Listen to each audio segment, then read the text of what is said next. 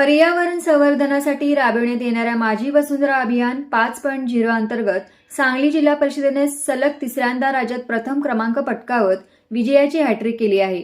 विशेष म्हणजे जिल्ह्यातील ग्रामपंचायतींनी विविध गटांमध्ये उल्लेखनीय कामगिरी करत तब्बल 10,75,00,000 रुपयांची बक्षीस मिळवले असून राज्यात सांगली जिल्हा अव्वल ठरला आहे।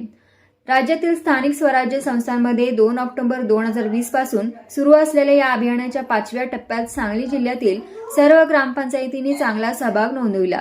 ग्रामपंचायती, पंचायत समित्या व जिल्हा परिषद स्तरावरील समन्वय, नियोजन आणि प्रभावी अंमलबजावणीमुळे हे शक्य झाले आहे।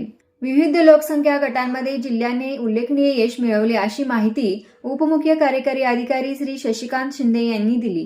नमस्ते, मी शशिकांत शिंदे, उपमुख्य कार्यकारी अधिकारी, जिल्हा परिषद सांगली।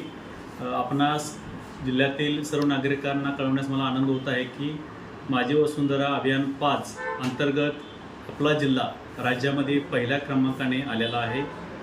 यापूर्वी माझी वसुंधरा 3.0, 4.0 आणि आता 5.0 सलग 3 वर्ष आपण राज्यात पहिले आलेलो आहोत। याबद्दल प्रथमतः मी माझे सर्व ग्रामसेवक, सरपंच, संगणक परिचालक, माझे सर्व विस्तार अधिकारी, गट विकास अधिकारी व जिल्हा अभियान कक्षातील सर्व कर्मचारी व तत्कालीन मुख्य कार्यकारी अधिकारी तृप्ती धुळमिशे व माननीय मुख्य कार्यकारी अधिकारी विशाल नरवाडे साहेब यांचे आभार व अभिनंदन व्यक्त करतो की त्यांच्या मार्गदर्शनामुळे व सर्वांच्या सहकार्याने आपला जिल्हा सलग तिसऱ्यांदा राज्यात पहिला आलेला आहे।